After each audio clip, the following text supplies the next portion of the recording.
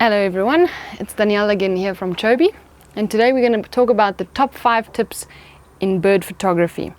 Before I go any further, please subscribe to our channel, hit the subscribe button and the bell icon to get notifications about our next video.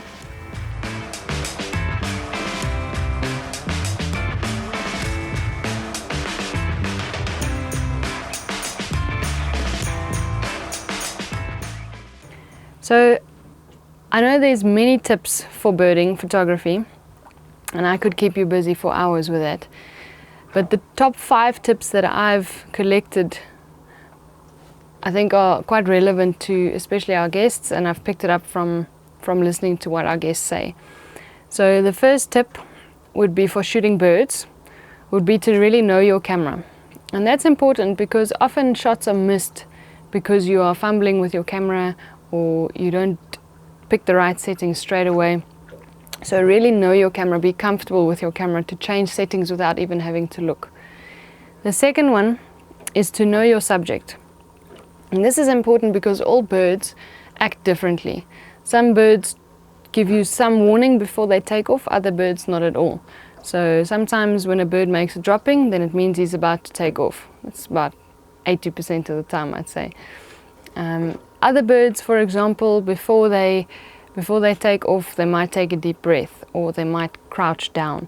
So really know your subject, do some research on the birds that you're going to photograph and know when to expect what from them. Obviously it is wildlife and not everything is predictable, but you can know your subject to a certain degree.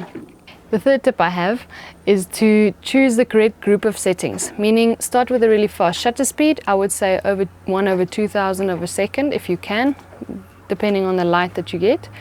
Secondly, shoot in burst mode, so make sure you have a high frames per second when you shoot.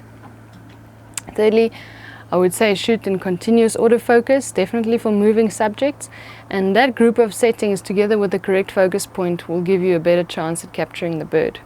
The fourth point would be, if you can, to shoot eye level with the bird. I know it's not always possible, birds are up in the tree or flying overhead, but if you can, get onto eye level, get onto the bird's level and shoot with the bird as low as possible, and that will give you a much better background, blur in your background, and will also give you a little bit of a unique perspective compared to shooting down at a bird.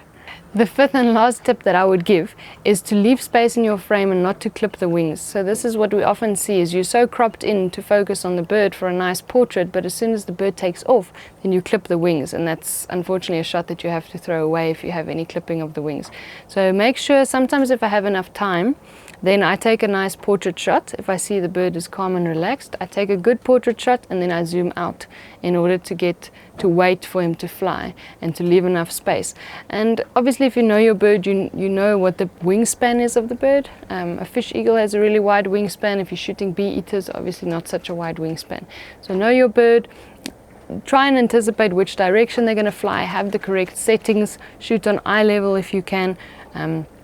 Know your camera really well, and then you should increase your chances of getting a really good bird in flight shot. Please leave your comments below. I know there's a lot to add to the list, so you're welcome to add your own tips for bird photography to the list below, and we'll see you next time. Bye bye.